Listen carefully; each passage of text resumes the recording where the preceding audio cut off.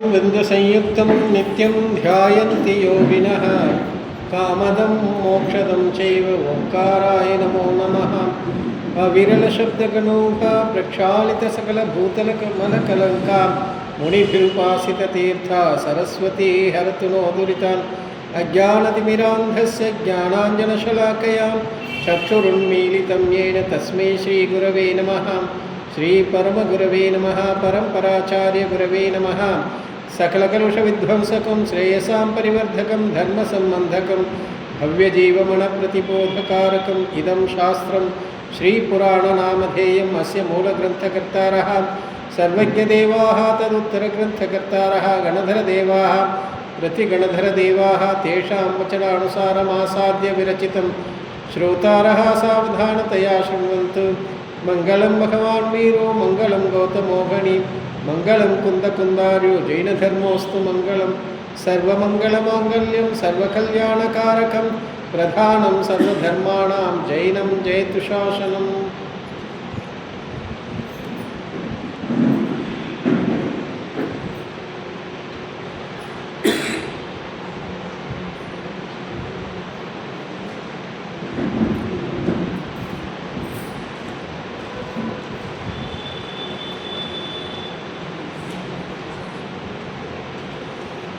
श्रीमते सकलज्ञान साम्राज्य पदमीषे धर्मचक्रभृते भक्ते नमः संसार भीमुषे।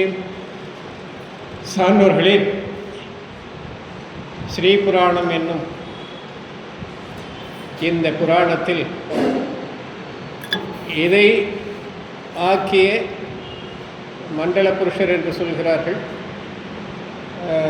அவர் இதை ஸ்ரீபுராணம் என்று கூட சொல்வதில்லை, மகாபுராணம் என்றே ஒவ்வொரு இடத்திலும் சொல்லுகிறார். அவர் திரிஷஷ்டி லட்சண மகாபுராண சங்கிரகே அப்படின்னு தான் சொல்கிறார். ஏன்னா இது மகாபுராணத்தினுடைய சுருக்கம்தான். மகாபுராணத்தில் வர்ணனைகள் அதிகமாக இருக்கும். நாட்டு வர்ணனை, நகர வர்ணனை இதெல்லாம் கொஞ்சம் அதிகமாக இருக்கும். ஆனால் இதில் அந்த வர்ணனைகளை எல்லாம் தவிர்த்து விட்டு மூலக்கதைகளை மட்டும் எடுத்து சொல்லியிருக்காரு. கதை மகாபுராணத்தில் என்னவோ அதே தான், அந்த கதை எதுவுமே இவர் மாற்றவில்லை, வர்ணனைகளை மட்டும் தவிர்த்து எழுதியிருக்கார். அதனால் அவர் எல்லா இடத்துலையும் இதை மகாபுராணமாக தான் சொல்லுகின்றார். இருந்தாலும் மகாபுராணத்துடைய சுருக்கமாக இது இருப்பதால் இதை ஸ்ரீபுராணம் என்று நாம் அவரும் பேரும் அது மாதிரி தான் கொடுத்துருக்காங்க. ஆகையினால இந்த ஸ்ரீபுராணத்தில் இதுவரை 10 தீர்த்தங்கருடைய வரலாற்றினையும் படித்திருக்கிறோம். இப்பொழுது இன்று 11வது தீர்த்தங்கரர் கதை. இந்த 11வது தீர்த்தங்கரர் ஸ்ரேயாம்சநாதர். ஸ்ரேயாம்சநாதருடைய புராண கதையை சொல்வதற்கு முன்பாக ஒவ்வொரு புராண கதையை சொல்லும் பொழுதும் ஆரம்பிக்கும் பொழுதும் இறைவணக்கம், அந்த புராணக்கதை நிறைவு பெறும் பொழுதும் மங்களகரமான வாழ்த்தோடு தான் இந்த ஒவ்வொரு புராணக்கதையும் அவர் அப்படித்தான் செய்து கொண்டிருக்கிறார். அந்த வகையில் இப்பொழுது ஸ்ரேயாம்ச சுவாமி புராணம் என்ற இந்த புராணக்கதை தொடங்குவதற்கு முன்பாக ஸ்ரேயாம்சநாதரை குறித்து இங்கே துதி செய்கின்றார். அது என்னன்னு பார்ப்போம். भूत्यस्य प्रभा प्रवाद सकल तनुभृतां स्यात्पदालंकृतो यः कर्मारण्यं ददाह व्यसन फल समुत्पादि योगानलेन यज्जन्म प्रीति भारादवनत शिरसः स्वर्गिणः प्रादुरासुः श्रेयो श्रेयो विधेयात् जिनपतिरतुल सर्वलोकेश्वरो नः। भूत्यै यस्य प्रवादा सकल तनुभृतां स्यात्पदालंकृतो यः। यस्य எந்த பகவான் ஸ்ரீ ஸ்ரேயாம்சநாதருடைய ஸ்யாத்பதாலங்கிருத பிரவாதः, ஸ்யாத்பத அலங்கிருத, ஸ்யாத் என்று சொல்லக்கூடிய நம்முடைய சமண தர்மத்தை அநேகாந்தம் சியாத்வாதம் என்று சொல்லுவார்கள். அநேகாந்தம்னா என்ன, சியாத்வாதம்னா என்ன, சப்தபங்கின்னா என்ன, இதெல்லாம் பரமாகும் கோர்ஸில் டெய்லி கிளாஸ் எடுக்கிறோம். அந்த வகுப்பில் இருக்கிறவங்களுக்கு அது தெரியும். வகுப்பில் இல்லாதவங்க கேட்டு தெரிந்து கொள்ளலாம். தினதர்ஷன் டியூப்பில் இருக்குது. என்னென்னையோ யூடியூப் வச்சுக்கிறாங்க நிறைய பேர். ஆனால் எதை வைத்திருக்கணுமோ அதெல்லாம் பார்க்கறது இல்லை, வச்சுக்கிறது இல்லை. ஆக அதில் இருக்குது அதனுடைய விளக்கம். நாம் அநேகாந்தம்னா எப்படி எப்படியோ புரிஞ்சு வச்சுக்கிட்டு இருக்கோம். இதுவும் அநேகாந்தம், அதுவும் அநேகாந்தம், எம்மதமும் சம்மதம், இதுக்கு பேர் அநேகாந்தம். எந்த தெய்வத்தை ஒன்றாலும் கும்பிடலாம், எது ஒன்றாலும் பண்ணிக்கலாம், எப்படி ஒன்றாலும் இருக்கலாம் அப்படின்றதெல்லாம் அநேகாந்தம் கிடையாது. உண்மையான அநேகாந்தம், உண்மையான சியாத்வாதம் என்ன என்பதை தெளிவாக அறிந்து கொள்ளணும்னா இவங்க அந்த தினதர்ஷன் டிவியில் பார்க்கலாம். இப்போ நாம் அந்த விளக்கத்துக்கு போக முடியாது. நமக்கு இப்போ ஸ்ரேயாசநாதனுடைய சரிதத்தை நாம் பார்க்கணும். ஆகையினால சியாத்பதம் இதுலேயே வந்திருக்குன்னு சொல்ல வரேன். நீங்கள் எங்கே போனாலும், எந்த வரலாற்று எந்த கதையை படித்தாலும் நம்முடைய ஆகமத்திலே முக்கியத்துவம் தத்துவத்திற்கு தான். தத்துவத்தை தெளிந்து என்ன தத்துவார்த்த சித்தாந்தம் தான் சம்பக் தரிசனம். நற்காட்சி பெறாத உயிர் வீடு பெற்றே அடையவே முடியாது. எங்கேயாவது ஆகமத்தில் நற்காட்சி இல்லாமல் மோட்சம் அடைஞ்சிட்டாங்க அப்படின்னு எங்கேயாவது இருந்தால் சொல்லுங்கள். அது நற்காட்சி என்றால் அதற்கு தத்துவத்தை அறிந்தால்தான், தெளிந்தால்தான். அதே போல் தத்துவத்தை தெரிந்து நம்பி தியானம் மூலமாகத்தான் மோட்சத்தை அடைஞ்சிருக்காங்க. வேற எது வழியாகும் மற்றவங்க சொல்கிற மாதிரிலாம் பக்தி பண்ணாலே முக்தி, பூஜை பண்ணாலே முக்தி அப்படிலாம் நம்ம ஆகமத்தில் எங்கேயும் கிடையாது. ஆக தியானம் வாயிலாகத்தான் வீடு பெற்று, அதாவது மெய்ப்பொருளை உணர்வதன், தியானமே வேற ஒன்றும் கிடையாது, மெய்ப்பொருளை உணர்வதன் வாயிலாகத்தான் வீடு பெற்றே அடைய முடியும் என்பதுதான் நம்முடைய சமய கொள்கை. அதுதான் உண்மை. அதாவது பொருளுடைய இயல்பு அப்படிதான். விடுபடுவது தானே இன்பத்திற்கு காரணம். அடிமையாக இருப்பது துன்பம் தானே. நம்ம பாரத தேசம் அடிமையாக இருந்த போது எல்லாம் ரொம்ப சௌக்கியமாக இருந்தாங்களா? எவ்வளவு கொடுமைப்படுத்தப்பட்டார்கள், எவ்வளவு இன்னல்களுக்கும் இடையூறுகளுக்கும் பஞ்சங்களுக்கும் ஆளானார்கள். வீடு பேறு பெற்ற பிறகு எவ்வளவு வளர்ச்சி கண்டிருக்கிறது. ஆகையினால விடுபடுவதில் தான் இன்பம் என்பதை நாம் ஒவ்வொரு கணமும் உணர்ந்து கொண்டிருக்கின்றோம். அப்படி இருந்தாலும் ஆகம கருத்துக்களை ஏற்பதிலே நமக்கு கொஞ்சம் தயக்கமாக தான் இருக்கு. எவ்வளோதான் சொன்னாலும் நாம் ரொட்டீனாக போகிற பாதையில் தான் போகிறத தவிர அதிலிருந்து மீண்டு வருவதற்கான முயற்சியிலே ஒரு சிலர் ஓரளவுக்கு தான் இருக்காங்க. வந்துக்கிறவங்கள நான் சொல்ல முடியாது. ஏன்னா இன்னைக்கு விதானம் கூட யார், எல்லாம் மகளிர் சேர்ந்து பண்ணுறாங்க. லட்சுமிபுரத்தில் எவ்வளோ மகளிர் இருப்பாங்க. ஆனால் காசை கொடுத்துட்டீங்க. ஊர்லேயே அப்படி தான் நடக்குது. ஆஷாடி பூஜை உங்களை இங்கேருந்து ஜிபே பண்ணிட்டா தேர்ந்து போச்சு. புண்ணியம் எல்லாம் ஜிபேவில் வந்துருமா என்னன்னு தெரியல. இப்படியெல்லாம் நடக்குது. என்ன பண்ணுறது? சில நேரத்தில் இதெல்லாம் சொல்ல வேண்டியதாக இருக்குது. ஆக நமக்கு பசி எடுத்தால் நாம தான் சாப்பிடணுமே தவிர, பிரகாஷ் நீ சாப்பிடுமா, என் பசி ஆறிடுமா? அது மாதிரி நமக்கு புண்ணியம் வேணும்னா நாம தான் போய் பூஜை பண்ணணும். ஜிபே பண்ணிவிட்டு நீங்கள் பண்ணிங்க, நான் காசு அனுப்பிச்சிட்டேன்னா உணர்வுக்கு தான் பயனே தவிர, நம்முடைய உணர்வு எப்படி இருக்குமோ அந்த உணர்வுக்கு ஏற்பதான் பயனே தவிர மற்றதாலெல்லாம் பயன் விளையாது. ஆகையினால எதை செய்தாலும் நாம் அதில் ஈடுபாட்டோடு செய்யணும். அதான் சொல்ல சியாத்பதாலங்கிருத்தக, சியாத்பதம் என்று சொல்லக்கூடிய சியாத்பத அலங்கிருத பிரவாதக.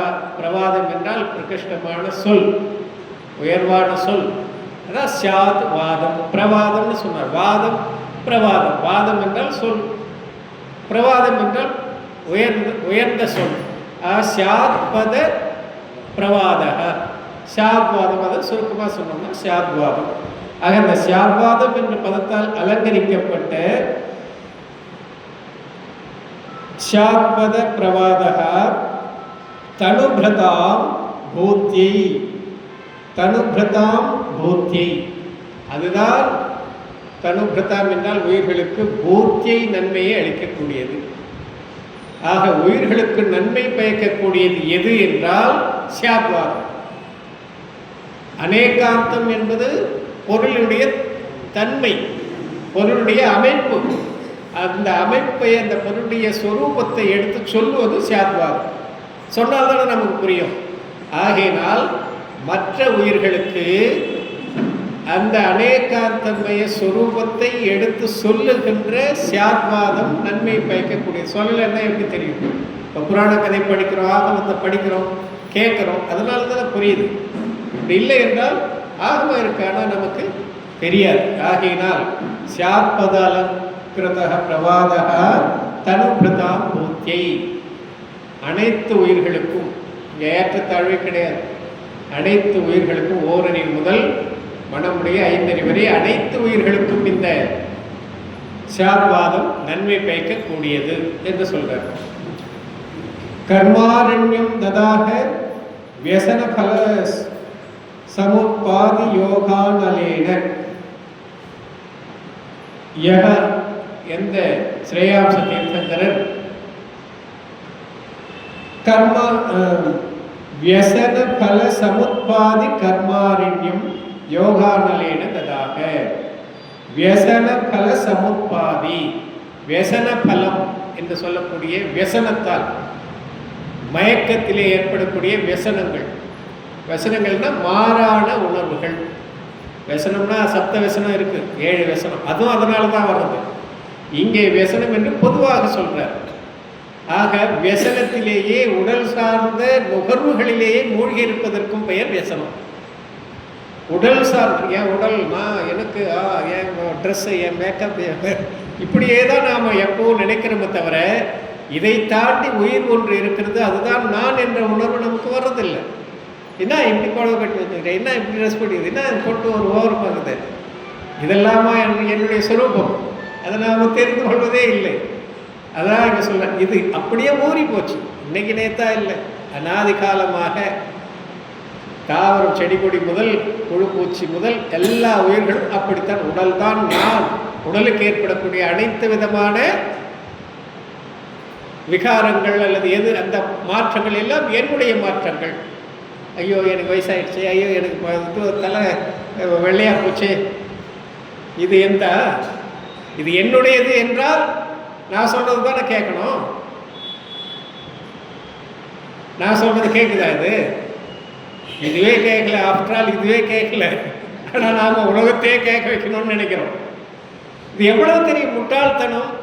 ஆகவும் தெளிவாக சொல்லியிருக்கு, எப்பா இதெல்லாம் உன்னுடைய கண்ட்ரோலில் கிடையாதுன்னு. ஆனாலும் நான் என் பிடியில் தான் வச்சிருப்பேன் என்று மூடத்தனமாக முட்டாள்தனமாக அனைவரையும் நான் சொல்லும்படி அவர்கள் கேட்க வேண்டும், என் பேச்சை கேட்கவில்லை என்றால் அவர்கள் எனக்கு எதிரி, இப்படியெல்லாம் பேசுவதும் இப்படியெல்லாம் கருதுவதும் அவர்கள் இதை நினைத்து பார்க்கணும். இதுவே உன் பேச்சை கேட்கல, மற்றவர்கள் எப்படி கேட்பார்கள்?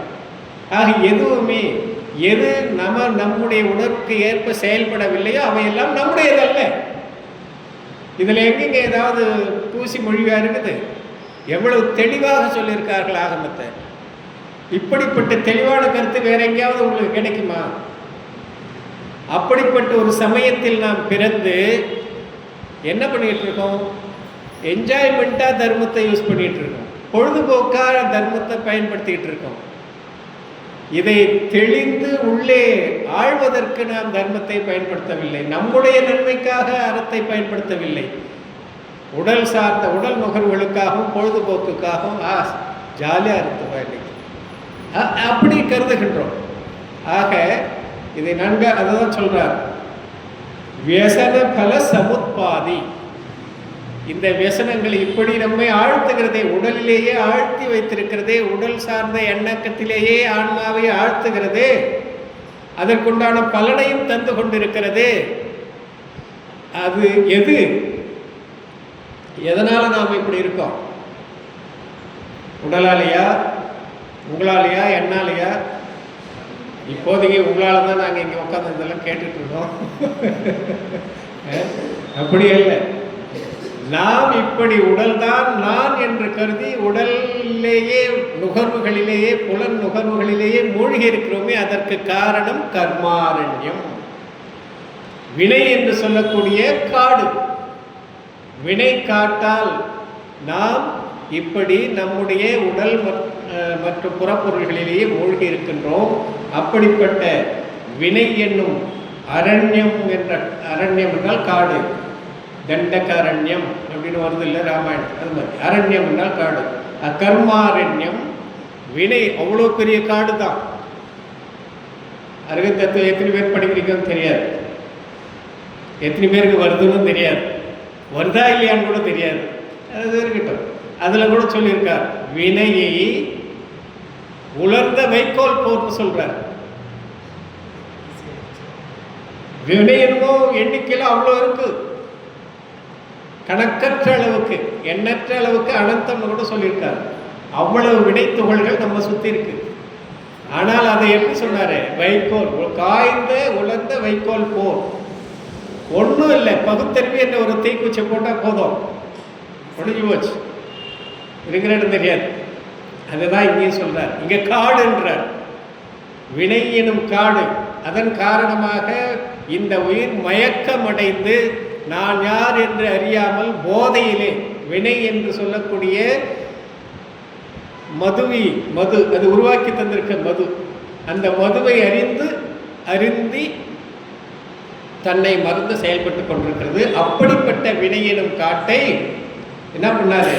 யோகா நலேன ததாக, யோகம் என்று சொல்லக்கூடிய மனவச்சன காயத்தை அடக்கி அந்த வாயிலாக, தியானம் வாயிலாக அதை அழித்தார். ததாக என்றால் அந்த வினை எனும் காட்டையே எரிச்சிட்டார். ஆக தியானத்திற்கு அவ்வளவு ஆற்றல் இருக்கிறது. நாம தியானம்னா வேற எங்கெங்கயோ தியானத்துக்கு போயிடுறோம். உடல் சார்ந்த தியானத்தை எல்லாம் தியானம், யோகத்தை எல்லாம் தியானம்னு சொல்லிக்கிறோம். ஆன்ம தியானத்தை தியானம் என்று நாம் கருதுவதில்லை. ஆன்ம தியானத்தில் ஈடுபடும் பொழுது உண்மையிலேயே நீங்கள் ஸ்கூலில் கூட பாருங்க, பள்ளியில் கூட பாருங்க, எவன் நல்லா தேர்ச்சி அடைகிறான், எவன் கவனம் சிந்தாமல் ஆசிரியர் சொல்வதை கேட்கிறானோ, நூலை படிக்கிறானோ, அவன்தான் உண்மையிலேயே திறமைசாலியாக வர, அறிவாளியாக வரான். எவனுக்கு கவனம் சிதறுதோ, எவனுக்கு படிக்கும்போது தூக்கம் வருதோ, எவனுக்கு படிக்கும்போது மற்ற பசங்களோட கிண்டல் இதெல்லாம் வருதோ, அவன் முட்டாளாக தான் இருப்பான்.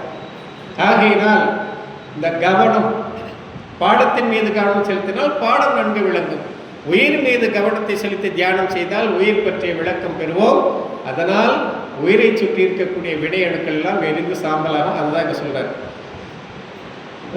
வியசன பல சமுத்பாதி கர்மாரண்யம் யோகா நலேன ததாக. வேற எதாலையும் எரிக்க முடியாது. நாம் இதெல்லாம் செய்கிறோம், விதானம் பண்ணுறோம், பூஜை செய்கிறோம்னாக்கா அசுபத்திலிருந்து விடுபடுவதற்காக மட்டும். இன்னொன்று சொல்லப்போனால் பகவான் நல்வழி காட்டினார், அதற்கு நாம் நன்றி கடன் செலுத்தோம், அவ்வளவுதான் இதனுடைய பயன். தீவினை அண்டாமல் பகவானுக்கு நாம் செய்கின்ற நன்றி கடன். ஆனால் பகவான் சொல்றது நாம் கேட்கறதுக்கு தயாராக இல்லை. பகவானுக்கு நாம் சொல்லிட்டு இருக்கிறோம். ஆனால் அவர் என்ன சொன்னார்? இப்பா என்னை புகழ்ந்தது போதும், என்னை பாராட்டினது போதும், நான் எந்த வழியில் சென்றேனோ அந்த வழியில் நீ செல்னா அதை நாங்கள் கேட்க மாட்டோம். நாங்கள் பாராட்டுறது தான் எங்களுக்கு தெரியும், பாராட்டிட்டு. ஆக போற்றுதல் பாராட்டுதல் எல்லாம் அப்படிதான். அதுதான் இங்கே சொல்கிறார். இந்த வினை எனும் காட்டை அழிக்க வேண்டும் என்றால் யோகத்தை, மனவச்சன காயத்தை அடக்கி ஆண்டு தியானத்திலே மூழ்கும் போது அந்த வினையை எனும் காடாக இருந்தாலும் அது எரிந்து போகும். ஸ்ரேயாம்சநாதர் அதை தான் செய்தார் அப்படின்னு சொல்றார். அது ஸ்ரேயாம்சநாதர் என்ன செய்தார்? யாருக்கும் போய் பூஜை பண்ணிட்டு இல்லை, இதெல்லாம் பண்ணிட்டு அப்படின்னா பரவாயில்லைங்க, இனிமேல் நான் பூஜை விதானம் எதுவும் பண்ண, அப்படி இப்படி போனால் அப்படி, அப்படி போனால் இப்படி ஆகிடுறாங்க. இது இல்லைன்னா எங்கே போவீங்க? தீய உணர்வில் தீய செயல்கள் எல்லாம் ஈடுபடுங்க. இன்னும் பாவத்துக்கு காரணமாகி அது அப்புறம் நம்ம தீய கதிக்கு கொண்டு போகும். அதனால அது இல்லை என்று சொல்லவில்லை, அது செய்ய வேண்டியது தான். ஆனால் அதோடு நின்றுவிடக்கூடாது என்பதுதான் இங்கே சொல்லக்கூடிய கருத்து. ஆக வீடு பேறு பெற வேண்டும் என்றால் தியானம், ஆன்மா வேறு மற்ற பொருட்கள் வேறு என்ற பகுத்தறிவோடு தியானத்தில் மூழ்கினால்தான் பண்ண முடியும் சொல்றார். ஆக இப்படி யோகா நலேன கர்மாரண்யம் ததாக, யோகானத்தால், யோகம் என்று சொல்லக்கூடிய அனலம் என்றால் தீயால் வினை காட்டை எரித்தார். எஜ்ஜன்ம பிரீதி பார அவனத சிரசக சொர்க்கின பிராதுராசுகு எஜ்ஜன்ம பிரீத்தி பாராத். அவர் பிறந்த போது ஜென்ம கல்யாணம், நமக்கு பஞ்ச கல்யாணத்தில் மற்ற தெரியுது இல்லையா, ஜென்மாபிஷேகம் கண்டிப்பாக தெரியும். ஆனால் அதை கூட சொல்கிறதுக்கு இப்போ பரவாயில்ல, தெரிஞ்சிட்டாங்க. தண்ணி அடிச்சிட்டாங்களா அப்படின்னு கேட்குறது இன்னும் இருக்குது சிலருக்கிட்ட அந்த வார்த்தை. அது என்ன தண்ணி எடுக்கிறதுனா என்ன, அது கொச்சையா அது மாதிரிலாம் பேசுகிறாங்க. ஆக ஜென்மாபிஷேகம் என்ற அந்த பகவானுடைய பிறப்பின் பொழுது, அந்த பிறப்பின் பொழுது என்ன ஆகுது, உலகமே இன்பத்திலே அதிர்கிறது. நரகத்தில் கூட ஒரு க்ஷணம் இன்ப உணவு அதிர்வு இருக்குமா நரகம் இவர்களுக்கு. ஆனால் அது தெரியாது, ஒரு சமயம்ன்றது சும்மா அப்படி வந்துருப்போம். ஆக ஜென்ம பிரீத்தி பாராத், அவருடைய பிறப்பு என்ற அந்த பிறப்பின் காரணமாக அதனால் ஈர்க்கப்பட்ட அதன் மீது சில இருக்கும் பிரீத்தியினுடைய சுமையின் காரணமாக அவனத சிரசக சொர்க்கினக பிராதுராசுகு. அவனத சிரசக தலை வணங்கி, சொர்க்கினகா சொர்க்கலோகத்தில் தேவலோகத்தில் இருக்கக்கூடிய தேவர்கள் கூட அவருடைய பிறப்பின் போது தலை வணங்கி பிராதுராசுகு முன்பாக வந்து நிற்கிறார்கள். அங்கிருந்து வர ஜென்ம கல்யாணத்துக்கு வராதில்லை. ஆக அவர் மீது கொண்ட அந்த பிரீத்தியின் காரணமாக, அன்பின் காரணமாக, பக்தியின் காரணமாக சொர்க்கத்தில் இருக்கக்கூடிய தேவர்கள் கூட அவர் முன்பாக வந்து தலை வணங்கி நிற்கிறார்கள். ஸ்ரேயான் ஸ்ரேயோ விதேயாத் ஜினபதிரதுலக சர்வலோகேஸ்வரோனக. சர்வலோகேஸ்வரக அனைத்து உலகத்திற்கும் தலைவனாக இருக்கக்கூடியவர், ஈஸ்வரனாக திகழ்பவர். அதுலக ஒப்பற்றவர், அவருக்கு இணையாக வேறொரு சொல்ல முடியாது, அப்படிப்பட்ட ஒப்பற்ற. ஜினபதிகி ஜனபதி ஜனர்களுக்கெல்லாம் தலைவனாக இருக்கக்கூடிய தீர்த்தங்கர ஸ்ரேயான்ச தீர்த்தங்கரர். நக நமக்கு ஸ்ரேயோ விதேயாத் நன்மையை அளிப்பாராக. ஸ்ரேய அப்படின்னா நன்மை, மங்களம், நன்மை எல்லாத்தையும். ஆக நமக்கு நன்மை பயப்பாராக அப்படின்னு சொல்லிட்டார். நாங்கள் இறைவனுக்கு இவ்வளோ நேரம் ஆக்கிட்டீங்களே, அவ்வளோதான், கதை முடிஞ்சு போச்சு. கதை ஒன்று கிடையாது. பிறந்தார், சொர்க்கத்துக்கு போனார், மீண்டும் வந்தார், கர்ப்பத்தை அடைந்தார், பிறந்தார், இல்லை ஒரே ஒரு பேராக முடிஞ்சிடும் கதை. அத இதானி ஸ்ரேயான் ஜனபதி புராணம், ஸ்ரேயோ ஜனபதி புராணம் ஆக்கியாத்தும் ஆரம்பித்தே. அத இதானி இப்பொழுது ஸ்ரேயோ ஜனபதி புராணம், ஸ்ரேயாம்ச தீர்த்தங்களுடைய புராணம் ஆக்கியாத்தும் ஆரம்பித்தே சொல்வதற்காக அதை தொடங்கப்படுகிறது அப்படின்னு சொல்லிட்டு, புஷ்கரவர தீப பூர்வ மேரு பாக பூர்வ விதேக சுகச்ச விஷய சீதா நதி வடதடத்து க்ஷேமபுர நகரத்து ராஜா நளினப்பிரபன்ற ஒரு அரசன். அவன் எங்க இருக்கா? புஷ்கரவர தீபம். எத்தனாவது தீபம் அது? புஷ்கரவர தீபம் மூன்றாவது தீபம். ஜம்பு தீபம், தாதகிரி தீபம், புஷ்கரவர தீபம். மூன்றாவது தீபமாகிய புஷ்கரவர தீபத்தில் பூர்வ மேரு பாகம், அதில் பூர்வ திக்கில் இருக்கக்கூடிய மேரு, மேற்கில் இருக்கு, கிழக்கில் இருக்கு. கிழக்கில் இருக்கக்கூடிய மேரு முன்னுடைய பகுதியில் பூர்வ விதேக, அங்கும் விதேக கஷேத்திரம் இருக்கு, அதில் பூர்வ விதேக கிழக்கு விதேக கஷேத்திரத்தில் சுகச்ச விஷய, சுகச்சா என்று சொல்லக்கூடிய நாட்டில் சீதா நதி வடதடத்து, சீதை நதி அங்கே சீதா நதி பாய்து, அந்த சீதா நதியினுடைய வடக்கு புறமாக க்ஷேமபுர நகரத்து ராஜா நளினப்பிரபன், க்ஷேமபுரம் என்று சொல்லக்கூடிய நகரத்திற்கு அரசனாக நளினப்பிரபன் என்பவன் இருக்கிறான். இந்த நளினப்பிரபன் தான் ஸ்ரேயாம்ச தீர்த்தங்களாக வரப்போம்.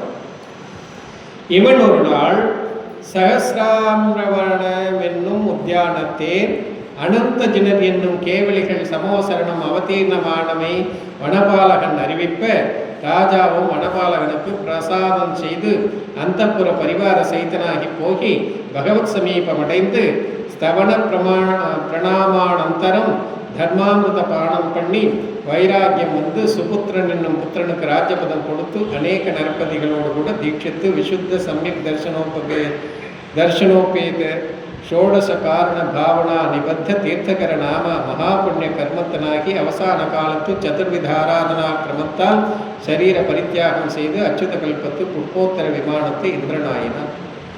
ஒரே பேராகிராஃப் இல்லை. இவன் ஒரு நாள் சகசிராமிரவணம் என்னும் சகசிர ஆமிரவணம் அப்படின்னு சொல்கிறார். அந்த உத்தியானத்திற்கு, பார்க்குக்கு, பூங்காவுக்கு பேர், அல்லது காடுன்னே சொல்லலாம். வனம்னா காட்டுன்னு சொல்லுவாங்க. சகசிர ஆமிரவணம்னா அந்த காட்டில் 1000 மாமரங்கள் இருந்ததோ என்னவோ தெரியல. ஆம்ரம் என்ன மாமரம். ஆக சகசிர ஆமிரம் என்றால் 1000 மாமரங்கள் இருக்கக்கூடிய ஒரு காடாக இருக்கலாம். காட்டில் 1000 மாமரங்கள் இருக்குது. அதுக்கு என்ன பேர்? இதுக்கே பேர் அப்படி. சகசிராமிரவணம், சகசிராமிரவணம் என்று சொல்லக்கூடிய உத்தியானத்தே காட்டிலே அல்லது பூங்காவிலே அனந்த ஜனர் என்னும் கேவலிகள் சமோசரணம் அவதீர்ணமானவை. அங்கே அனந்த ஜனர் என்ற ஒரு கேவலி பகவான் வந்திருக்க, கேவலி பகவானுடைய சமோசரணம் அங்கே வந்திருக்கிற அந்த காட்டில். ஆகையினால் அந்த சமோசரணம் அங்கே வந்திருக்கிறது என்பதை வனபாலகன் அறிவிப்பேன். வனபாலகன் வந்து சொல்கிறார் ராஜா. ராஜாவும் வனபாலகனுக்கு பிரசாதம் செய்து, அப்படி யார் அறிவிக்கிறார்களோ நல்ல செய்தியை அவர்களை சன்மானம் பண்ணுறதுன்றது பழக்கம். இப்போ நல்ல செய்தியை பண்ணால் வந்துட்டாரியா அப்படின்னு நினைக்கிறவங்க இருக்காங்க. ஆக அவனுக்கு முறையான சன்மானத்தை செய்து, பிரசாதம் செய்து, சன்மானம் செய்து, அந்தப்புற பரிவார சகிதனாகி போகி, தன்னுடைய எல்லா பரிவார ஜனங்கள், மனைவி, மக்கள், 4 விதமான படைகள் எல்லாம் சேர்ந்து சகிதனாகி போகி பகவத் சமீபம் அடைந்து, பகவான் தீர்த்தங்கர கேவலை சமீபம் அடைந்து, ஸ்தவன பிரணாமானந்தரம் துதி செய்து பிரணாமம் வணங்கி, அதன் பிறகு தர்மாமிருத பானம் பண்ணி, அவர் அருளிய திவ்ய துணி வாயிலாக அருளிய அறத்தை அருந்தி வைராக்கியம் வந்து சுபுத்திரன் என்னும் புத்திரனுக்கு ராஜபதம் கொடுத்து, உடனே அவருக்கு வைராக்கியம் வருகிறது. வைராக்கியத்தின் காரணமாக மீண்டு வந்து தன்னுடைய மகன் பேர் சுபுத்திரன், புத்திரன் மகன் பேரே இங்கே சுபுத்திரன். நல்ல பிள்ளை, அதனால சுபுத்திரன் வச்சாங்க பொழுது. கெட்ட பிள்ளையா இருந்தால் துரியோதனன் வைப்பாங்க. சுபுத்திரன் என்னும்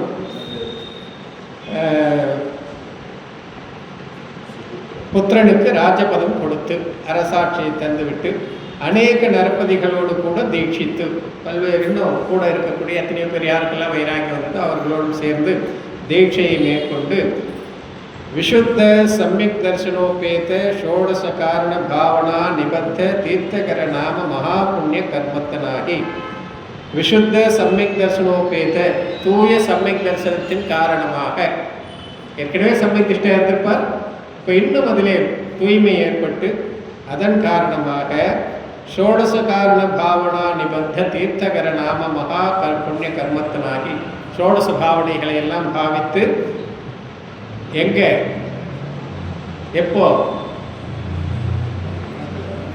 காட்டில் பூஜை திருவிழா யாருன்னா கொண்டு கொடுத்துருப்பாங்களா? ஷோடச பாவனை காரண விதான பூஜையெல்லாம் பண்ணியிருப்பாரா? அந்த பாவனை இல்லாமல் பூஜை செய்யறதால ஒரு புண்ணியமும் இல்லை. அங்கே பாவனையோடு பண்ணாரு. தீர்த்தகர நாம வினை கட்டுச்சு. நமக்கு தீர்த்தகர நாம வினை வேணும்னு சொல்லி பூஜை பொருளை வச்சுக்கிட்டு பண்ணிகிட்டு இருக்கிறோம். இங்கே உட்காந்துட்டு ஃபேனுக்கு கீழே அவர் காட்டில் தவம் பண்ணிகிட்டு இருக்காரு. ஆக அவருக்கு அந்த தீர்த்தகர நாம வினை புண்ணியம். அதுதான் சொல்கிறேன், உணர்வை பற்றி நாம் கவலைப்படுறதே கிடையாது. செயல்களில் ரொம்ப உஷாராக இருக்கும். நானே எதனா மறந்துட்டேன், என்ன இது மறந்துட்டிங்களே அதெல்லாம் கேட்போம். ஆனால் நம்முடைய உணர்வு அதோடு ஒன்று இருக்குதான்னா அதை பாருங்கன்னா அதெல்லாம் நீங்கள் பார்த்தோம், எங்களுக்கு எல்லாம் வேண்டாம் அப்படின்னு போகிறோம். ஆக மகாமுனியாகி காட்டிலே தவம் செய்பவர் ஷோடச பாவனையை ஆராதிக்கிறார். அப்படின்னா அவர் எப்படி ஆராதிப்பார்? முனிவர்களுக்கெல்லாம் பூஜையே கிடையாது, அவங்க பூஜையை செய்ய மாட்டாங்க. நான் ஒரு தடவை கிளாஸில் கூட சொல்கிறேன்னு நினைக்கிறேன், குளிச்சுட்டு போகிறது நல்லதா குளிக்காத போகிறது நல்லதா? குளிச்சுட்டு போகிறதால புண்ணியமா குளிக்காத போகிறதால புண்ணியமா? அவர் பரமாகத்தில் கேட்குறாருல்ல, நாம குளிக்காத போனால் பாவம், முனிவர்கள் குளிச்சுட்டு போனால் பாவம். அதான உண்மை, அதான ஆகமம் சொல்லுது. ஆக தூய்மை என்பது உணர்விலே இருக்கிறது. அதை நாம் புரிந்து கொண்டதே இல்லை. அதுக்கு தான் ஒவ்வொரு தினம் சொல்லுது. கதை படிக்கிறதுன்னா கதை நீங்கள் கூட படிச்சுக்கலாம், தமிழில் கூட இருக்குது. அந்த கதையினுடைய நோக்கம் என்ன, கதையில் வரக்கூடிய கருத்து என்ன. நிறைய பேர் ஸ்ரீபுராணம் 5-6 தடவை 7-8 தடவை படித்த எக்ஸ்பர்ட்லாம் சொல்கிறாங்க, நாங்களாம் படிக்கும்போது எங்களுக்கு இப்படி தோண மாட்டேங்குது, நீங்கள் தத்துவம் படிக்காத கதை மட்டும் படித்தா அப்படிதான் இருக்கும் அப்படின்னு. அமெரிக்காவில் இருந்த கூட சந்தேகம் கேட்பாங்க, இதுவரையிலும் எங்களுக்கு தெரியாமல் இருக்குது, இதை கேட்டு தான் அப்புறம் நாங்கள் தெரிஞ்சுக்கணும். ஆக எதை ஹைலைட் பண்ணணும், எதற்காக புராண கதை, அதை தெரிஞ்சுக்கணும். அந்த நோக்கத்தை தெரிந்து கொள்ளணுன்றதுக்காக தான் இதெல்லாம் சொல்கிறேன். கதைன்னா என்ன, 5 நிமிஷத்தில் கதையை முடிச்சிடலாம், அவ்வளோதான், முடிஞ்சு போச்சு, முடிஞ்ச மாதிரி தான். ஆக விசுத்த சம்யக் தர்ஷனோபேத்த ஷோடச காரண பாவனா நிபத்த தீர்த்தகர நாம மகா புண்ணிய கர்மத்தனாகி அவசான காலத்துக்கு இறுதி காலத்தில் சதுர்வித ஆராதனா கிரமத்தால் சல்லேகனையேற்று கடைசியில் சரீர பரித்தியாகம் செய்து தன்னுடைய உடலை தியாகம் செய்து அச்சுத கல்பத்து புஷ்போத்திர விமானத்து இந்திரனாயன் அச்சுத கல்பத்தில் போய் பிறக்கிறார், இந்திரனாக பிறக்கிறார். சரி, அத்த ஜம்போத்வீப பரதக்ஷேத்திர சிம்மபுரத்து ராஜா இக்ஷாக் வம்ச காஷ்யப கோத்திரத்து விஷ்ணு மகாராஜன் தேவி நந்தை அச்சுத கல்பத்து எழுந்தருளியிருந்த பகவான் அவ்வழி 12 சாகரோபம காலம் சுரபதி விபவம் அனுபவித்த பின் ஸ்வர்காவதரண கல்யாண ஷோடச ஸ்வப்ன வதன பிரவேசி கஜ தர்ஷன புரஸ்சரமாக ஜேஷ்ட மாச கிருஷ்ண ஷஷ்டி பட்ச ஸ்ரவண நட்சத்திரத்து நந்தா மகாதேவி கர்ப்பாவாசம் அடைந்தருளி நவமாச பரிபூர்ணமாகிய பின் பால்குண மாச கிருஷ்ணேகாதசி பட்ச ஸ்ரவண நட்சத்திரத்து திருஞானதரனாகிய பகவான் விஷ்ணு யோகத்து கர்ப்பாவதரணம் செய்தருளினர் சொல்லிட்டார். கர்ப்பாவதரண கல்யாணம் அதாவது ஜென்மாவி பறந்துட்டார்னு அர்த்தம். என்ன சொல்கிறார் பாருங்க. ஜம்போத்வீப பரதக்ஷேத்திர சிம்மபுரத்து ராஜா, ஜம்போத்வீபம் நாம இருக்கக்கூடிய பரதக்ஷேத்திரம், அந்த பரதக்ஷேத்திரத்தில் சிம்மபுரம் என்ற ஒரு நகரம். அந்த சிம்மபுரத்துக்கு அரசன் இக்ஷ்வாக்கு வம்சத்தை சார்ந்த காஷ்யப கோத்திரத்தை சார்ந்த விஷ்ணு என்று சொல்லக்கூடிய அரசன் மகாரசன். தேவி அவருடைய மனைவி நந்தை. அச்சுத கல்பத்தில் எழுந்தருளியிருந்த பகவான், அச்சுத கல்பத்தில் பிறந்திருந்த பகவான் அவ்வழி 12 சாகரோபம காலம் சுரபதி விபவம் அனுபவித்த பின் 22 கடற்காலம் அச்சுத கல்பத்தில் ஆயுள். அந்த 22 கடற்கால ஆயுளை முடித்த பிறகு அந்த தேவ சுகத்தை அனுபவித்த பிறகு சொர்க்காவதரண கல்யாணத்திற்கு சொர்க்கத்திலிருந்து அவதரணம் செய்வது சொர்க்காவதரணம். அப்படிப்பட்ட அந்த கல்யாணத்தின் போது ஷோடச சொப்ன வதன பிரவேசி கஜ தர்சன புரஸ்சரமாக 16 கனவுகள், வாயிலே நுழைகின்ற யானை முதலான இப்படிப்பட்ட கனவுகள் காண நந்தை தேவிக்கு ஜேஷ்ட மாதம் என்றால் ஆடி மாதம் கிருஷ்ண சஷ்டி பட்சம் தேய்பிரை 6ஆம் நாள் ஸ்ரவண நட்சத்திர காலத்திலே நந்தா மகாதேவி கர்ப்பாவாசம் அடைந்தருளி நந்தா மகாதேவியினுடைய கர்ப்பத்தை அடைந்து நவமாச பரிபூர்ணமாகிய பின் 9 மாதங்கள் முடிவடைந்த பிறகு பால்குண மாச கிருஷ்ணேகாதசி பட்ச பங்குனி மாதம் தேய்பிரை ஏகாதசி 11ஆம் நாள் சிரவண நட்சத்திர காலத்தில் திருஞானதரனாகிய பகவான் 3 ஞானங்களை உடைய ஸ்ரேயாச தீர்த்தங்கரர் விஷ்ணு யோகத்து கர்ப்பாவதரணம் செய்தார். விஷ்ணு யோகத்தில் கர்ப்பாவதரணம் செய்தார். கர்ப்பாவதரணம்னா என்ன?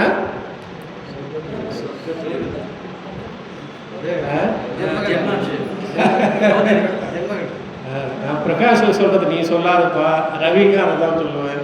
அவர் அந்தாண்ட உட்காந்துக்கிறார். அவர் இவங்கெல்லாம் ட்ரெயின்ட் ஆனவங்க, அதனால் மற்றவங்க சொல்லணும். ஏன்னா நம்ம 11ஆவது தீர்த்தங்கர் கதையை படிச்சுட்டு இருக்கிறோம். இதுவரையிலும் 10 தீர்த்தங்களுக்கு இதே மாதிரி தான் சொல்லிட்டு வர்றார். அதனால் கவனம் இருக்கான்றது தான், வேறு என்ன இருக்குது, நீ உங்களுடைய கவனம் போயிடக்கூடாது, அதுக்காக தான் சொல்லுங்கள். ஆக இப்படி கர்ப்பாவதரணம் செய்துள்ளனர் என்றால் பிறந்தார் என்று பொருள். கர்ப்பத்திலிருந்து பிறந்தார். அது பொழுதே சத்துர்க தேவேந்திரர்கள் வந்து மந்தராபிஷேக கல்யாணானந்தரம் ஸ்ரேயான் என்று ஸ்ரீநாமம் செய்து போயினர்.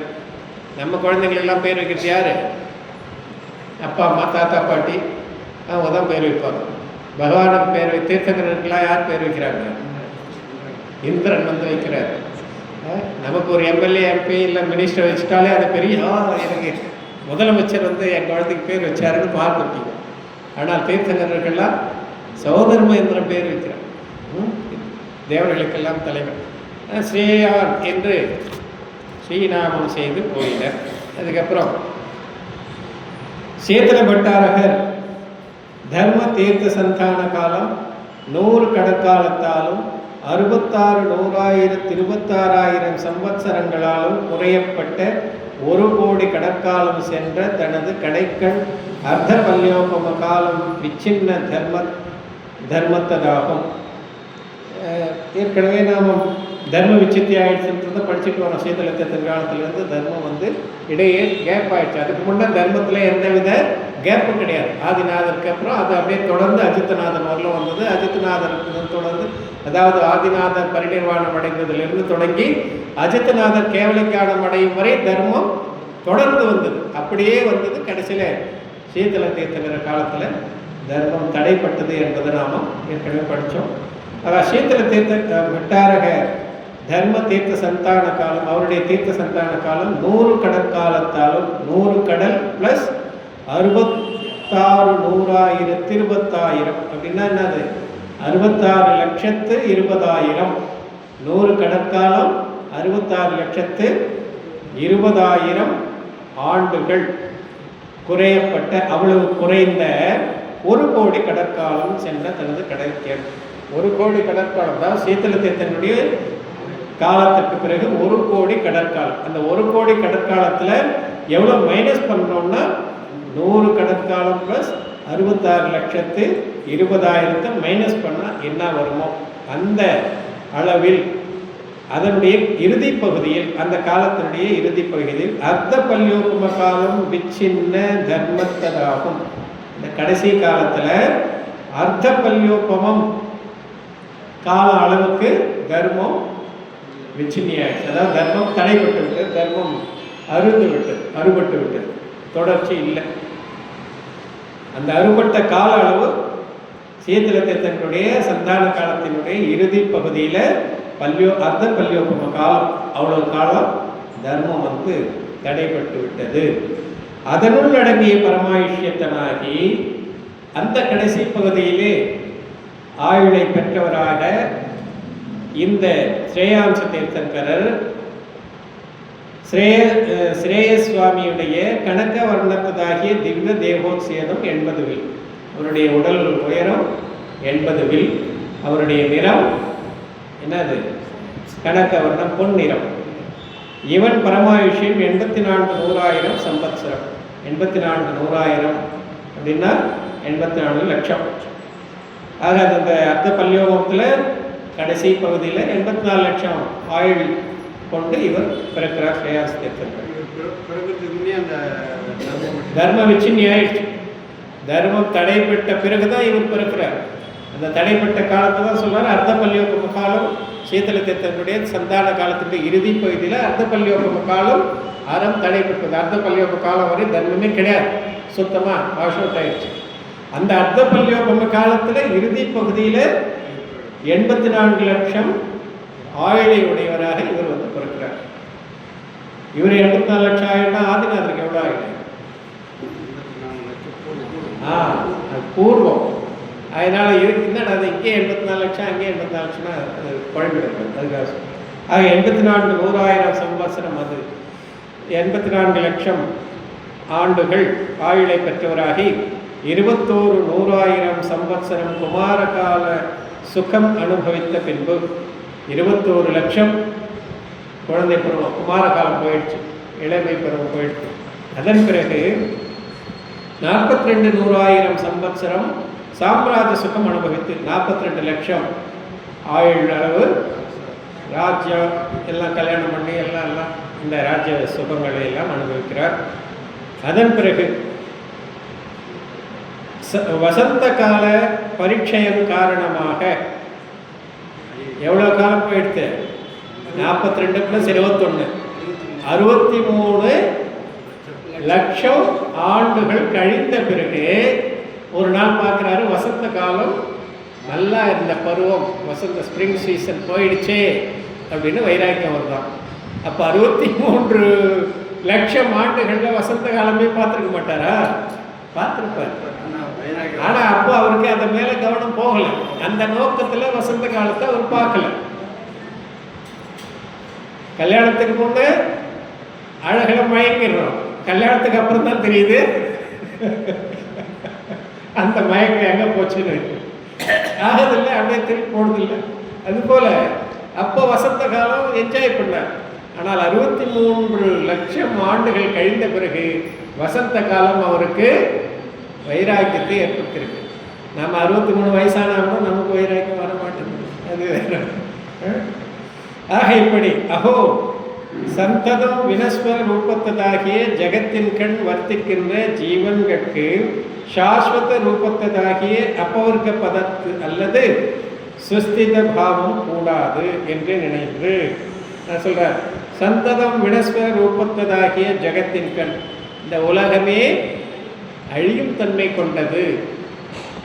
இவ்வளோ நல்லா இருந்த இந்த பருவ காலம் போயிடுச்சு, இது மாதிரி தான் ஒவ்வொன்றும் அழிய போகுது என்று கருதினார். நாம் எல்லாத்தையும் ஃபீல் பண்ணிட்டு தான் இருக்கோம். எவ்வளோ இளமையில் எப்படி இருந்தோம், அப்படி இருந்தோம், இப்படி ஆயிட்டோம்னு நினைக்கிறோம். ஆனால் இப்படி ஆகி போயிட்டுமே, இதுபோல் இனிமேல் ஆகாமல் என்றும் இளமையாக இருக்கணும். என்றும் இளமைனா எந்த இளமையை சொல்கிறேன்? அங்கே இளமைனாலே நமக்கு இளம் பருவம் தான் ஞாபகம் வரும். என்றும் உயிர் இளமையானது தான். உயிருடைய இளமை எப்போ கொள்வதில்லை. வயசே ஆனாலும் சரி, தடி எடுத்து ஊனின்னு போனாலும் சரி, கால் நடுனாலும் சரி, உணர்வுகள் எப்போவாவது இளமை கொன்று இருக்கா யாருக்காவது? 70 வயசு 80 வயசு ஆனாலும் உணர்வுகள் அப்படியே இருக்கும், இளமையாக இருக்கும், பசுமையாக இருக்கும். உடல் தான் ஒத்துழைக்காது. உடல் ஒத்துழைச்சா சொல்லவே வேணாம். ஆக இங்கே என்ன சொல்கிறார்? ஜெகத்தின்கண் வர்த்திக்கின்ற ஜீவன்களுக்கு சாஸ்வத ரூபத்ததாகிய அப்பவர்க்க பதம் அல்லது சுஸ்திதம் பாவம் கூடாது. உலகத்திலே நிலையானது எது? என்றும் இளமை. அதுக்கு தான் சொன்னேன், என்றும் இளமையாக இருப்பது எது? என்றும் மாறாதது எது? அப்பவர்க்க பதம். அதை ஒரு முறை அடைந்துட்டால் அதுக்கப்புறம் அங்கேருந்து நமக்கு வீழ்ச்சி என்பதே கிடையாது. ஐயோ அப்போ என்னத்துக்கு மாறிக்கிட்டே இருந்தால் தான் ஜாலி அப்படின்னு நினச்சிங்கன்னா மாறிக்கிட்டே இருக்க வேண்டியதான் 4 கதையிலையும்.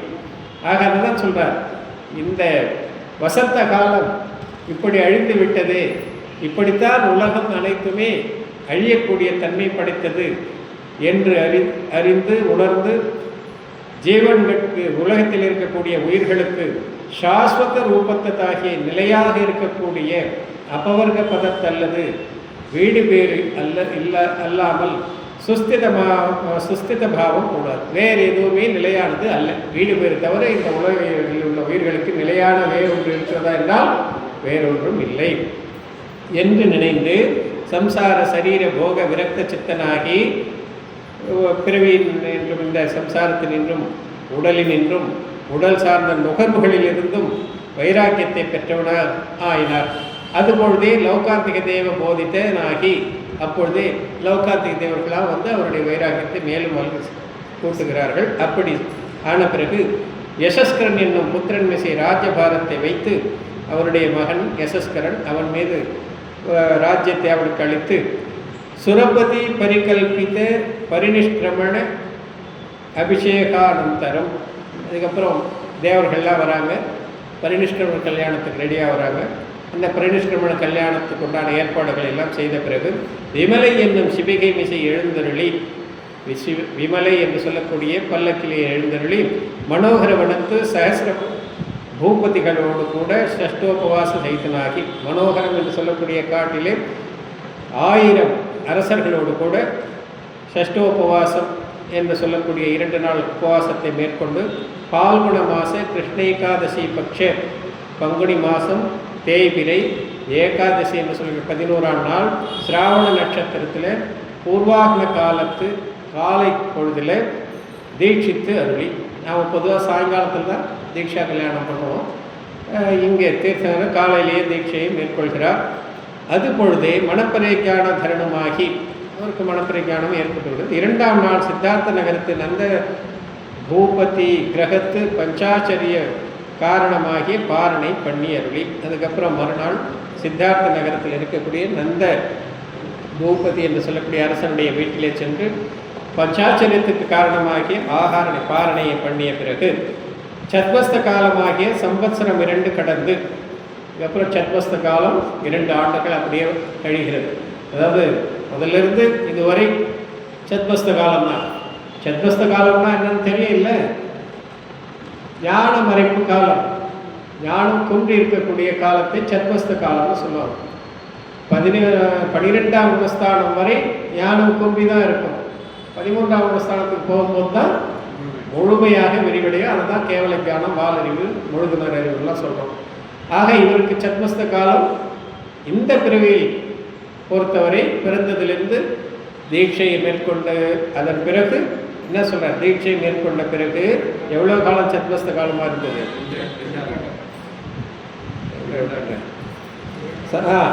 சத்வஸ்த காலமாகிய சம்வத்சரம் 2 கடந்து 2 ஆண்டுகள் மகாமுனியாக 2 ஆண்டுகள் இருந்தார். அதுவரை அவருக்கு கேவல ஞானம் தோன்றல. 2 ஆண்டுகள் வரை தபத்தில் இருந்தார்.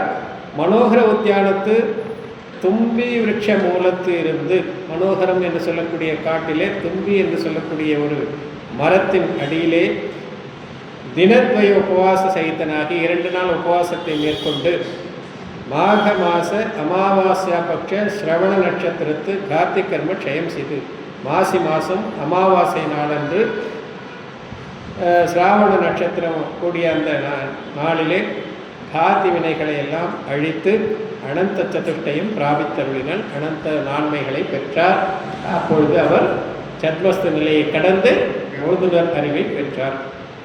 அதுபொழுதே தேவேந்திரர்கள் வந்து கேவலோத்பத்தி கல்யாண சகித சமோசரணாத விபூதிகளை செய்து சுவாமி ஸ்ரீபாத சேவா தத்பரர் ஆயினர். கேவலியான பிறகு தேவர்கள்லாம் வராங்க, சமோசரணம் முதலானவற்றெல்லாம் அமைக்கிறாங்க. அதன் பிறகு பகவானை அவர்கள் எல்லாம் பணிகிறார்கள், சேவிக்கிறார்கள். ஸ்ரேயஸ்வாமிக்கு குந்து முதல் கணதரர் 77 ஸ்ரேயாசநாதருக்கு குந்து முதலான, குந்துனா குந்து தீர்த்தங்கடர் இல்லை, குந்து என்று சொல்லக்கூடிய கணதர், அவர் பிரதான கணதரர். அவர் முதல் 77 பேர் கணதரர்கள். பூர்வதரர் 1300 பூர்வதரர் பூர்வ ஞானத்தை அறிந்தவர்கள் 1300 பேர். சிக்ஷகர் 41,200 சிக்ஷகர் என்று சொல்லக்கூடிய உபாத்தியாயர்கள் 41,200 பேர். அவதி ஞானிகள் 1000 பேர் அவதி ஞானிகள் இருந்திருக்காங்க. கேவலிகள் 6,500 கேவலிகள் 6,500 பேர் இருந்திருக்காங்க. இவரும் கேவலி தான். இவருடைய சமோசனத்தில் இத்தர கேவலிகள், தீர்த்தங்கர கேவலி வரமாட்டார் யாருமே, எல்லாம் உங்களுக்கு தெரிஞ்சிருக்கும். ஒரு தீர்த்தங்கர் இருக்கும்போது இன்னொரு தீர்த்தங்கர் அங்கே இருக்க மாட்டார். கேவலிகள் இருக்கலாம், இதர கேவலிகள், தீர்த்தங்கள் இல்லாத கேவலிகள். அப்படி எத்தனை பேர் இருந்தாங்க? 1000 பேர். மகாவாதிகள் அவதிஞானிகள் 1000, கேவலிகள் 1500 பேர். வைக்கிரியர் 11,000 பேர். விக்ரியா ரித்தி பெற்றவர்கள் முனிவர்கள். மணப்பறை ஞானிகள் 6,000 பேர் மணப்பறை ஞானிகள். மகாவாதிகள் 5000. மகாவாதிகள் வாதத்திறமை பெற்றவர்கள், அப்படிப்பட்ட முனிவர்கள் 5000 பேர். ஆக தபோதனர் 84,077 பேர் மொத்த தபோதனர். கேவலியும் தபோதனர் சேர்க்கிறார். ஆக அவ்வளவு பேர் அந்த சமோசனத்திலே இருந்திருக்கிறார்கள். அந்த கேவலிகளும் உபதேசம் பண்ணுவாங்க, வேற இடங்களில் சென்று உபதேசம் பண்ணுவாங்க. அதே நேரத்தில் தீர்த்தங்கர கேவலி உபதேசம் பண்ணும்போது அவங்களும் தர்மத்தை கேட்பாங்க. மற்ற இடங்களில் அவங்களும் போய் உபதேசம் பண்ணுவாங்க. அதே போல் கணதரர்கள் திவ்யத்துறை முழங்காத காலத்தில் அவர்களும் சந்தேகம் கேட்குறவங்களுக்கெல்லாம் தரவுரை ஆக்குவாங்க. திவ்யத்துறை ஒரு நாளைக்கு 3 தடவை தானே, காலை மதியம் மாலை தானே. அதனால் மற்ற நேரங்களில் இதர கேவலிகளும் கணதர முதலாலும் அறவுரை ஆக்குவார்கள். ஆக சமோசனத்தில் வேற கிடையாது. அறவுரை மண்டபத்தில் எப்பொழுதும் அறவுரை தான் நிகழ்ந்து கொண்டு இருக்கும். அதுதான் எங்கள் காலை மாலை டைம் இருக்கு. ஆமாம், காலையில் 1:30 முகூர்த்தமாக இன்னும் அது ஞாபகத்தில் இருக்குது. 2:30 முகூர்த்த காலம் திவ்யத்துறை இருக்குது. அது நான் இதுலேயே கூட வரும், பின்னாடி பார்க்கலாம், நினைவில் கிடைக்க. ஆக 3 பொழுதுகள் மட்டும்தான் திவ்யத்துறை. எப்போது ஒரு சமயம் நள்ளிரவிலும் தீபத்தொடி முழங்கலாம். அது எப்படின்னா சக்கரவர்த்தி மாதிரி மண்டல புருஷர்கள் யாரெல்லாம் வந்தாங்க இது இருக்கு அவர்கள் வந்தாங்க அது அப்படி முழங்கும்.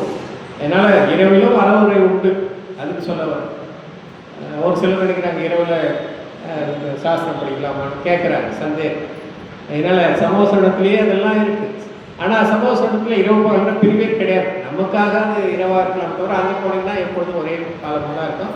அதே நேரத்தில் இரவில் ஆகமம் படிக்கக்கூடாதுன்னு எங்கேயும் எந்த ஆகமத்திலையும் எழுதியில்லை. இந்த என்னது கிரகணம் பிடிக்குது அந்த மாதிரி காலத்தில் எரிநட் அந்த மாதிரி சில இயற்கை அழிவுகள் நேரிடும் பொழுது மட்டும்தான் ஆகமத்தை படிக்கக்கூடாது. அது கூட சித்தாந்த கிரந்தங்கள் ஆழமான கருத்துக்களுடைய நூல்களை படிக்கக்கூடாது. அப்படி படித்தா நாம் தவறாக புரிந்து கொள்வதற்கு ஒரு வாய்ப்பு ஆகினாலும் அந்த மாதிரி காலங்கள் தவிர மற்ற காலங்களில் படிக்கலாம்னு இருக்கு. ஆக இப்படி சகோதரர் 84,077 84,077 பேர் மொத்தம். தரணை முதல் ஆரியாங்கனைகள் 100,020 ஆரியாங்கனைகள். தரணை காரணான இருக்கு, தரணின்னு சொல்றாங்க. அவர் இந்த பிரதான ஆரியாங்கனை அவர்கள் முதல் 100,020 அப்படின்னா 100,020 என்ன அர்த்தம்? 1,20,000 பேர். சிராவகர் 200,000. சிராவகருடைய மொத்த எண்ணிக்கை 2,00,000. சிராவகிகள் 400,000 பேர், 4,00,000 சிராவகிகள். தேவதேவிகள் அசங்கியாத பெரிய ஜாதி சங்கியாத. இது எல்லாருக்கும் காமனா வரும். ஏதத் துவாதசகண பரிவர்த்தனாகிய பகவான் சர்வ தர்மக்ஷேத்திரங்களிலும் விகரித்து சத்தர்மோபதேசம் செய்து 2 குறைந்த 21,100,000 சம்பத்சரமாகிய கேவலி காலாவசானத்து சம்மேதகிரி சிகரத்து 1 மாதம் பிரதிமா யோகதாரியாகி யோகத்திரை நிரோதம் செய்து சகஸ்ர முனிபதிகளோடு கூட சிராவண மாச பௌர்ணமாசியின் கண் அவிட்ட நட்சத்திரத்து அபராஹ்ன காலத்து அப்பவர்க்க பரமானந்த சுகம் பிராபித்தருளினன். ஏதத் துவாதசக 12 கணங்கள் சூழ பகவான் சர்வ தர்ம கஷேத்திரங்களிலும் விகரித்து. இந்த 12 கணங்கள் சொல்றதால அவருக்கு கணேசன் பேரு, கணாதிபன் பேரு. இதையெல்லாம் வச்சுக்கிட்டு வாட்ஸ்அப்ல என்னென்னமோ கூத்து பண்றாங்க. சொல்லுக்குண்டான பொருள் தெரியாம கணேசன் சொல்லிட்டா அந்த கணேசனை இவங்கெல்லாம் கும்பிடுறாங்க அப்படின்லாம் நினைக்கிட்டு அப்படி என்னென்னமோ நடக்குது. அதெல்லாம் ஒருத்தர் என்ன கேட்டு கிடக்கிறார். ஒரே ஒரு ஆட்சி அந்த பாருங்க, இந்த மாதிரி இதுக்கெல்லாம் நாம் போய் தலையிட்டோம்னா ஒன்றுமே பண்ண முடியாது. நம்மளால இருக்கிற நேரம் தான் வீணாகும். அவங்கெல்லாம் ஒரு முடிவோடு இருக்காங்க, அவங்களாம் யாரும் மாற்ற முடியாது. ஆக இங்கே 12 கணங்கள் சமோசனத்தில் 12 கோஷ்டங்கள் இருக்குது. அந்த 12 கோஷ்டங்கள் இருக்கக்கூடியவர்கள் பகவானை தொடராங்க. இதெல்லாம் நாம் ஆதிநாத புராணத்தில் படிச்சுட்டோம். அப்போ இந்த ஜூம் ஆப் இதெல்லாம் இல்லை, ரெக்கார்டும் பண்ணலை. ஆனால் இப்போ ரெக்கார்டு ஆகுது. அதில் நீங்கள் திரும்பவும் பார்த்துக்கொள்ளலாம். அப்படிப்பட்ட பகவான் சர்வ தர்மக்ஷேத்திரங்களிலும் விகரித்து எல்லா தர்மக்ஷேத்திரங்களையும் போய் அங்கேயும் பாருங்க, தர்மக்ஷேத்திரத்துக்கு தான் போகிறார். அதர்மக்ஷேத்திரத்துக்கு போகிறது கிடையாது. ஏன்னா தர்மத்தை கேட்காதவங்கிட்ட போய் சொல்கிறது வேஸ்ட்டு. நான் இப்படி தான் முடிவு பண்ணிட்டவங்கள போய் இல்லை ஆகமத்து இதுவாக நீங்களாம் இப்படி சொல்லக்கூடாதுன்னு சொன்னால் நாம தான் முட்டாள ஆகிடும். அதனால யார் கேட்போருக்கு உரைக்கும் என்னது கேட்போருக்கு உரைக்கும் எத்தனையோ தான் சொல்லியிருக்கேன். அதெல்லாம் மறந்துடுவோம், மீதியெல்லாம் ஞாபகம் வச்சு. கேட்போருக்கு உரைக்கும் கேவலியே. கேவலி பகவான் கூட கேட்குறவங்களுக்கு தான் உபதேசம். அதனால் தர்மம் எங்கே இருக்கோ அந்த இடத்துல தான் அவர் கூட போய் அறவுரை ஆற்றுகிறார்.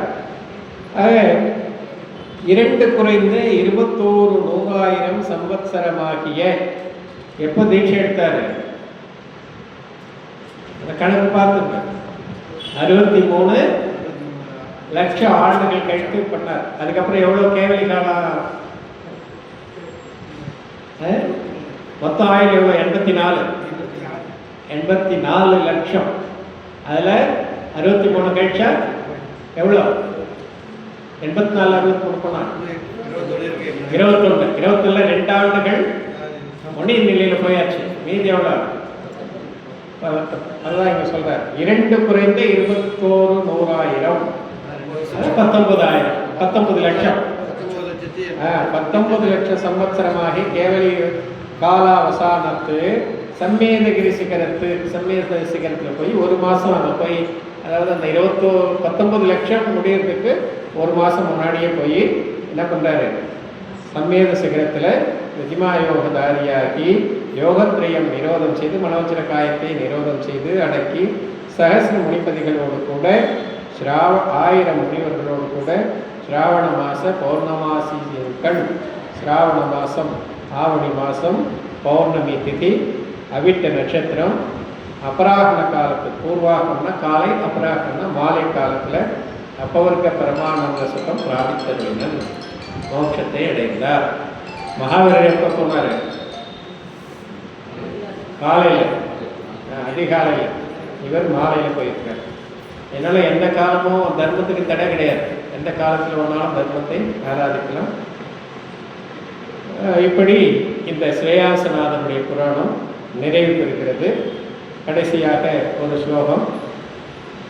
ராஜாபோ நளின பிரபுதமஹ பிரத்வஸ்த பாப பிரபஹ கல்பாந்தே சகலாமராதிபதி சங்கல்ப சௌக்கியாகரஹ யஸ்தீர்த்தாதிபதி ஸ்திரிலோகமஹிதः ஸ்ரீமான் ஸ்ரீயைஸ்ராயசம் ஸ்யாத்வாதம் பிரதிபத்ய சித்திமகமத் ஸ்ரேயாஞ்சினேஸ்வாஸ்துனஹ ஸ்ரேயாஞ்சினேஸ்வோஸ்துவஹ என்று இந்த கதையை முடிக்கிறாரு. 2 லைனில் எழுதினா என்ன ஸ்லோகம், 4 லைன் நீட்டாக எழுதி வச்சிடுறாரு. அது கிரந்த லிபி. ராஜா பூத் நளின பிரபா, நளின பிரபா என்ற அதான் அந்த அவருடைய பவங்களை சொல்கிறாங்க கடைசியில். அதுதான் எல்லா புராணங்களையும் அதுதான் வரும். நளின பிரபா ராஜா அபூத், நளின பிரபன் என்ற அரசனாக இருந்தார். பிரபுத்தமஹா பிரத்வஸ்த பாப பிரபா, பிரத்வஸ்த பாப பிரபா, பாப பிரபா பாபத்தினுடைய வலிமையை, அதனுடைய ஆற்றலை, பிரத்வஸ்த எவ்வளோதான் பாவம் பண்ண அதை எல்லாத்தையும் துவம்சம் பண்ணிட்டார். அப்படி பிரத்வஸ்தா அதை அழித்து பிரபுத்தமஹா பிரபுவாக ஆயினார். கல்பாந்தே சகலா மராதிபதி, கல்பாந்தி அந்திம கல்பத்தில், அந்திம கல்பம்ன்றது இந்த 16ல் அந்திமம் அச்சுத கல்பம். அந்த கல்பத்தில், அச்சுத கல்பத்தில் தான் போய் பிறக்கிறார். சகலாமராதிபதி, அனைத்து அந்த கல்பத்தில் இருக்கக்கூடிய அனைத்து தேவர்களுக்கும் தலைவனாக அதிபதியாக சென்று பிறக்கிறார். சங்கல்ப சௌக்கியாந்தரகா, எப்படிப்பட்ட இன்பத்தை தேவர்கள் அனுபவிக்கிறார்கள்னாக்கா நினைச்சா முடிஞ்சு போச்சு. பசின்னு வந்த அந்த எண்ணெய் வந்தாலே அமுது சுரந்துருது கழுத்து தொண்டையில் இருந்து. என்ன நினைக்கிறாங்களோ அது உடனே பூமியை விட இன்னும் அதிக சுகம்தான் நாங்கள். அந்த மாதிரி இருந்தால் எவ்வளோ நல்லா இருக்கும். அது எங்க நாம் நினைக்கிறோம். அந்த மாதிரி சுகத்துக்கு தான் அலையிறோம். நாயா பேயா உடம்பை வருத்தி இந்த சுகம் கிடைக்கணும் அந்த சுகம் கிடைக்கணும் அப்படின்னு நினைக்கிறோம். அப்படி இந்த அந்த சுகத்திலிருந்து இங்கே தான் திருப்பி வர, அது நாம் எங்கே நினைக்கிறோம். ஆக சங்கல்ப சௌக்கியாந்தரக, சங்கல்பத்தால் மட்டுமே, நினைத்தால் மட்டுமே இன்பம் தரக்கூடிய அப்படிப்பட்ட தேவ சுகத்தை அனுபவித்த பிறகும் எஸ் தீர்த்தாதிபதி, தீர்த்தத்துக்கு அதிபதியாக தீர்த்தங்கரனாக திரிலோக மகிதா, மூலகம் போற்றிருக்கு. அங்கே அந்த மூலகம் போற்றாது. எந்த இந்திரனையாவது எந்த தேவேந்திரனையாவது மூலகம் போற்றிருக்கா? சௌதர்மன் வந்து பகவான் காலில் தான் விழுறான். சௌதர்மனுக்கு யாரும் மாருதி அஷ்டவிதார்ச்சனை எல்லாம் பண்ணலை. ஆனால் நாம பாதை மாதிரி போயிட்டு இருக்கு. என்ன பண்ணுறது? எஸ் தீர்த்தாதிபதி திரிலோக மகிதா, மூலகம் போற்றுகின்ற அப்படிப்பட்ட தீர்த்தங்கரர் ஸ்ரீமான் ஸ்ரீயைஸ்ராயசம், ஸ்ரீமானாக இருக்கக்கூடிய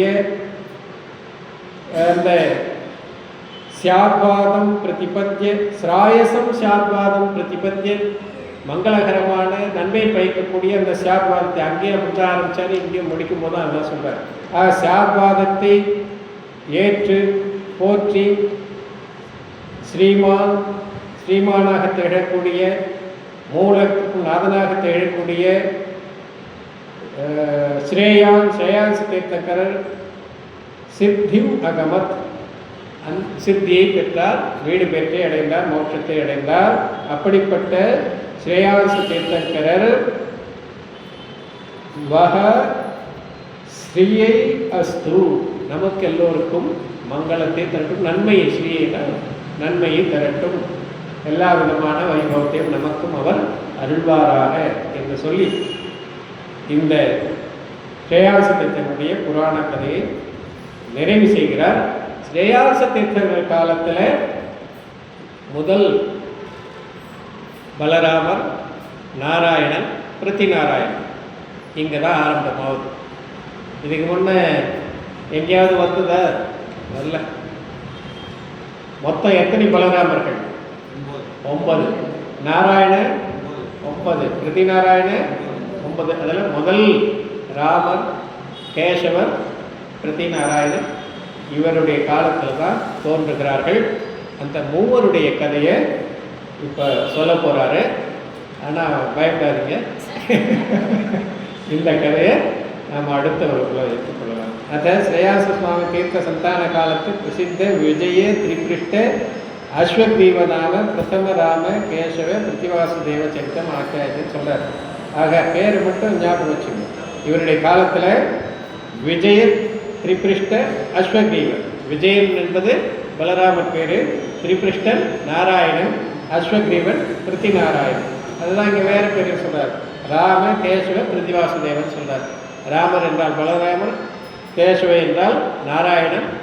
அதுதான் கிருஷ்ணருக்கும் கேசவன்ற பேர் அப்படியே இருக்கும். ஆக இப்படி கேசவன் என்றால் நாராயணன், அப்புறம் பிரதிவாசுதேவன் என்றால் பிரதிநாராயணன் என்பதாக இந்த மூவர் விஜய திரிபிருஷ்ட அஸ்வக்ரீவர் என்று சொல்லக்கூடிய 3 பேர். முதல் பலராமர் விஜயன், முதல் கேசவராக நாராயணனாக திரிபிருஷ்டன், முதல் பிரதிவாசுதேவராக அஸ்வக்ரீவர் என்ற மூவர் தோன்றுகிறார்கள்.